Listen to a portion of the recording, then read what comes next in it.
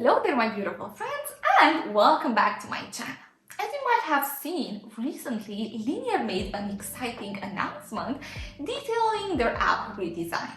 We are all familiar with Linear's exceptional design, which has truly set the standard for excellence and has served as inspiration for many contemporary design tools.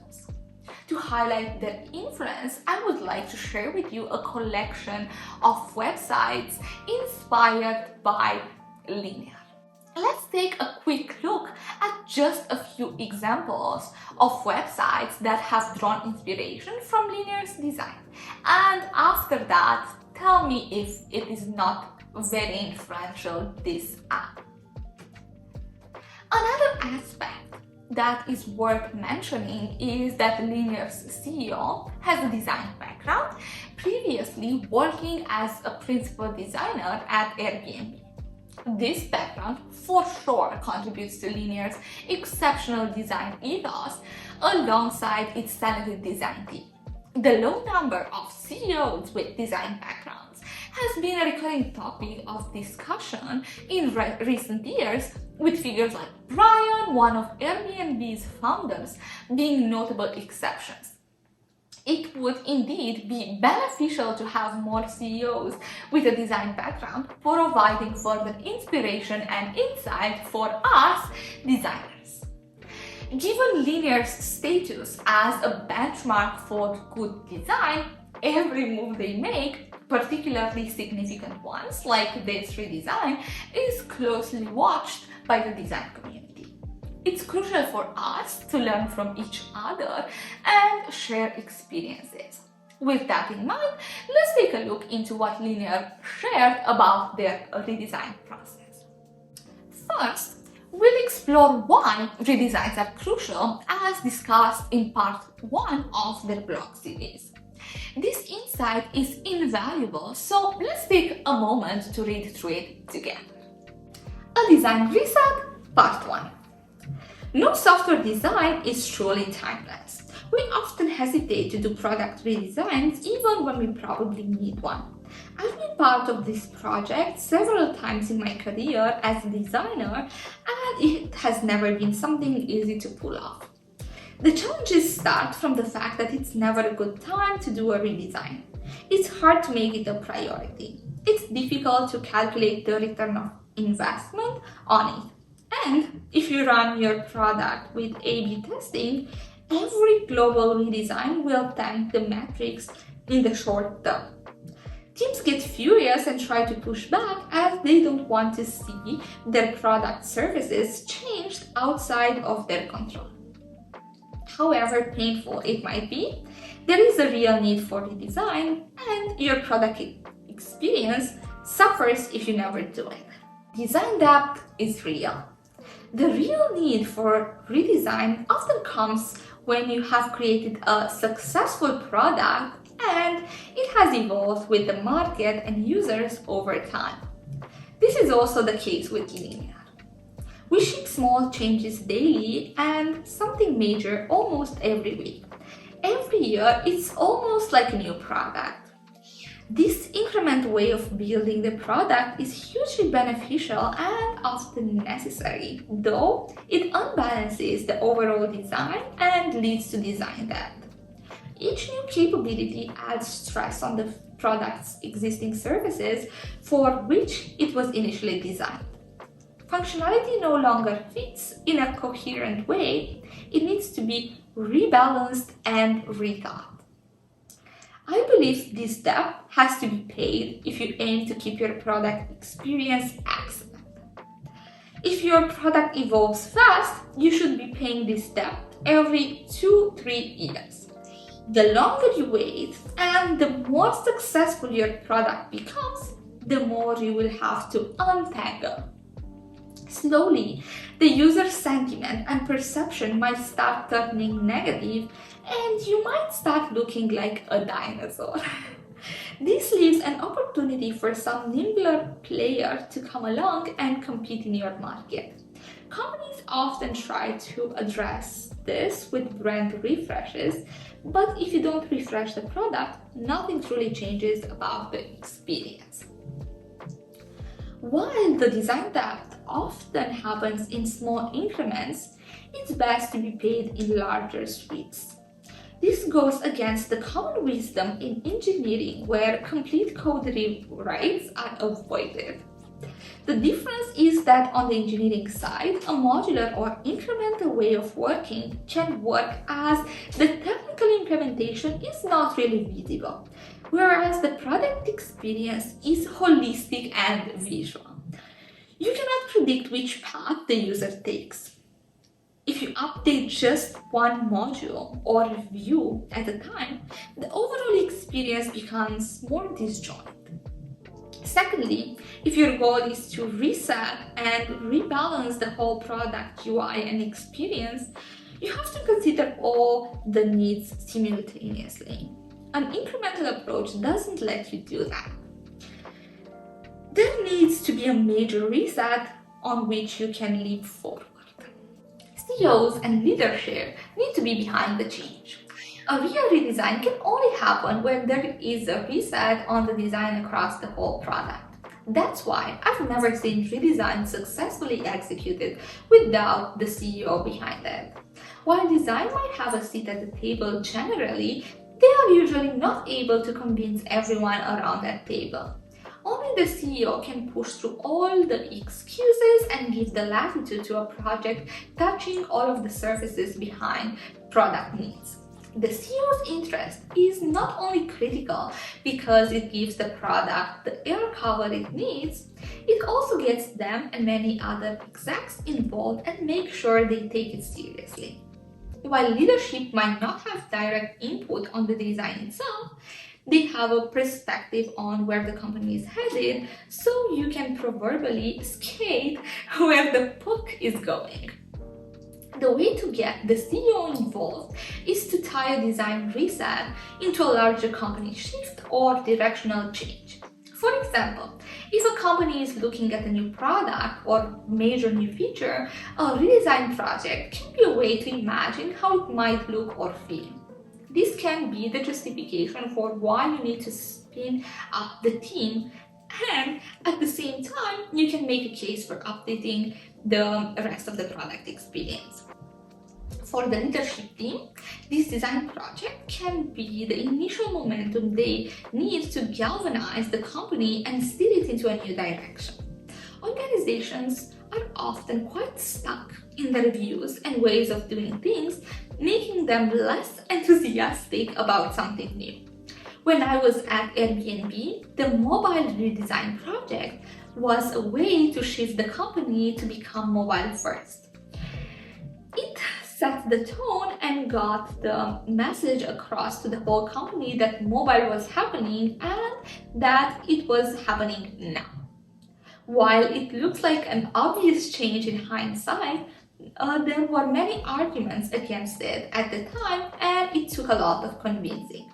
Switching to think about mobile meant design and features had to be rethought to work in that platform. While Linear is a smaller and younger company, we're also undergoing a shift. The product vision has widened from a simple issue tracker to a purpose-built system for product development. We are now moving into planning workflows that naturally come before the building or execution phase of building products. This product evolution creates new feature needs from the product design, and we have to make space for it. From concept to yes. When you realize that a design reset is needed for your product, how do you actually get started with a project? You start with a standalone team to explore the new concept design and create something the company can rally around. The auto industry has a practice of building concept cars where they explore the next version of the car freely and boldly without considering practicality. A concept car sets the direction, but usually is not expected to land in production because it's too impractical or costly to manufacture. Calling it a concept is important, especially at the start. A secret I've learned is that when you tell people a design is a concept or conceptual, it makes it less likely that The idea is attacked from whatever perspective they hold or problems they see with it. The concept is not perceived as real, but something that can be entertained. By bringing leaders or even teams along with the concept iterations, it starts to solidify the new direction in their mind, eventually becoming more and more familiar. That's the power of visual design. It becomes something easier and easier to say yes to, not something to say no to. But eventually the concept has to become real in some way. How did we do this for linear? Let's read in part 2. How we redesigned the linear UI. Part 2. Introducing a more cohesive, timeless UI. Our environment plays an important role in the success of our projects. Among all the variables that compose our environment, the tooling we choose has a profound impact on the work we do and, in the best case scenario, becomes a standard for how we build products. This is why we put so much care into even the tiniest details in linear. Today, we are revealing the results of many weeks of work redesigning Linear's interface. We've adjusted the sidebar, tabs, headers, and panels to reduce visual noise, maintaining visual alignment, and increase the hierarchy and density of navigation elements. These changes make space for Linear to evolve from a simple issue tracker into a purpose-built system for product development. Concept exploration. As I outlined in part 1, there is never a good time to do a redesign. Normally, these projects require a team of 5-7 people, but when I started seeing the need, our product and design team were busy with ongoing projects. We only had 3 product designers for the web and desktop platforms at the time, and even pulling just one of them into this project would have stalled several other work streams. That wasn't something I wanted to do. An opportunity presented itself when I returned from my paternity leave last summer. The company was functioning mostly without my direct involvement. This created a window of time where I could get started on the concept design myself. So I opened Figma and began to explore. The most pressing problems seemed to be accommodating the product evolution, enhancing the clarity of the application Chrome and views, improving the navigation. While I initially delved into all 3 areas, I eventually set aside navigation as it became clear the problems were complex and no longer solely a design issue. Any updates would require significant engineering work and change how users interacted with the product. This felt like an unnecessary risk and would expand the scope, so I made the call to focus purely on a redesign. Even when doing concept work, you often need to focus your efforts. The design concept should feel like an exciting evolution of the product. A redesign should not completely disassemble the product to its atomic parts. While you might have ambitious goals, you also have to be realistic and manage risks. I started to focus on this inverted L shape. It's the global Chrome of the application that controls the content in the main view. I didn't adhere to a specific method during the exploration phase, but typically each day I designed a complete set of screens and flows. One day might be dedicated to the design of the inbox view, while the next day I could focus on the roadmap and projects. Other days I explored upcoming product features. During this process, I experimented with different iterations of this sidebar, visual styles, and colors, and then linked the screens together as a prototype to assess their functionality. Through this process, I generated hundreds of screens and was able to narrow down a few major directions that resonated most. Around this time, I began sharing the screens with other designers and people within the company to gather feedback and additional insights. Ultimately, we settled on the main design direction and I created a few views to showcase it. The concept has taken shape. Now it was time to bring it to life. From a concept to prototype. We started with a concept design Kari had originally imagined, but it wasn't fully figured out and needed some additional design work.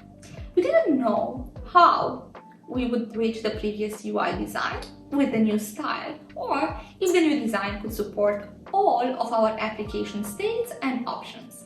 We were able to make some changes off the bat, such as updating the color system, while other changes had to be punted to later on, such as the different headers you come across while navigating the app.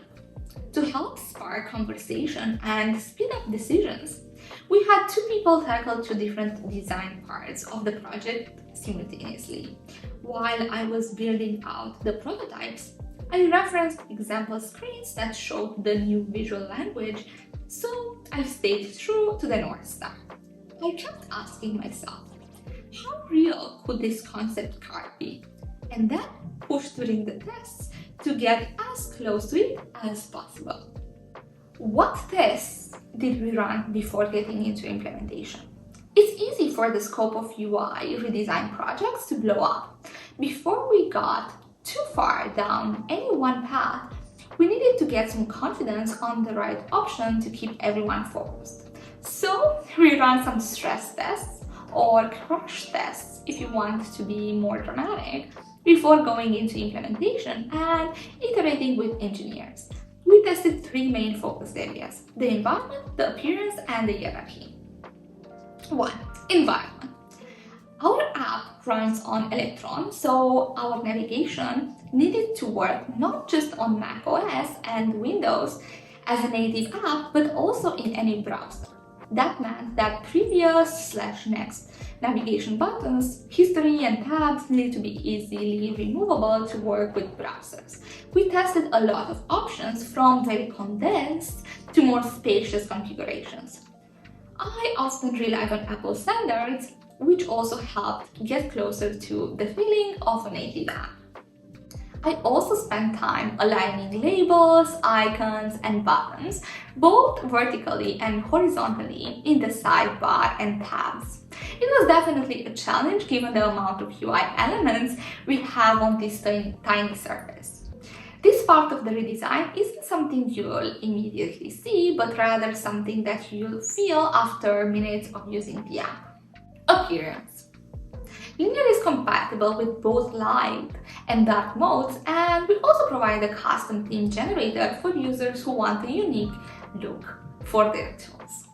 Kari mostly worked with opacities of black and white during his explorations, which really helped him get results quickly and helped me understand the relationship he had in mind between the elements and their respective elevation and hierarchy.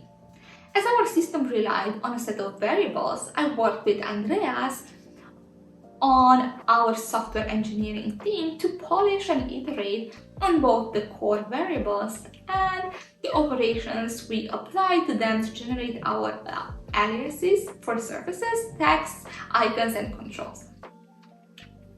A while back, we rebuilt the system for generating custom themes in Linear using the LCH color space instead of HSM.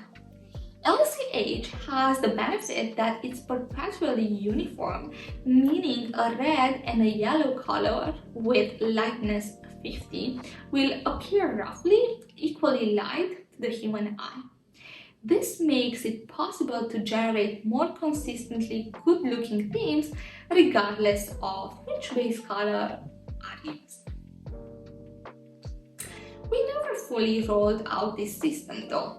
Custom themes in Linear kept using the HSL-based system to generate theme colors, and the new system was only used for surfaces like elevated and translucent parts of Linear. With this UI refresh, we started using the new theme generation system not only for custom themes, but also for the main light and dark themes. So instead of having to define 98 specific variables for each theme, we defined 3: base color, accent color, and contrast. Yes, the theme generation system also supports a contrast variable which defines how contrasty a theme should be. This allows us to automatically include super high contrast themes for users who need it for accessibility reasons. We kept using LCH for our theme generation as it is one of the closest color space to the human eye and allowed us to deal with different elevations for our surfaces, backgrounds, panels, dialogues, and models. We migrated the light and dark themes to adopt the same theme generation, so it was easy for Jan and me to share the same language and iterate. Hierarchy. Linear relies on a set of structured layouts that support the navigation elements and content. It integrates additional headers to store filters and display options, side panels to display meta properties, as well as the actual display: list, words, timeline, split, and full screen. When I joined the project, Kali had already gathered most of the app's view and their respective states, so I was able to run all of my tests quite effectively. I mostly worked by type of view, list, board, split, as I found it easy to focus and ensure that every decision worked in all cases. What milestones did we use? We divided the project into 5 milestones. 1. Stress tests. Following the series of explorations made in November 2023, we tested if the direction felt right in the main view of linear: inbox, triage, my issues, issues list, project, cycles, roadmap, search. 2. Behavior definitions. As the direction was refined, we documented and defined the behaviors of the main components of the app: sidebar, tabs, app headers, and view headers. 3. Sidebar and Chrome refresh. We implemented the first bits of the refresh on the sidebar, tabs, and view headers. We also improved the appearance and contrast of our theme for light and dark modes. We used the feature flag to allow for internal testing at this stage. 4. Private beta. We started rolling out the new design in private beta to get initial feedback. Once we felt comfortable, we began rolling out the changes to a percentage of workspaces each day. 5. GA. We released the new UI to all workspaces. Thank you very much, Linear team, for sharing your process and how you worked on this redesign. Me personally, I find it super useful to hear other people's experiences and learn from them, because it really helps me develop and see things maybe from a different perspective. Now, I really hope that you found this video useful as well and that you learned something new. See you in the next video. Bye!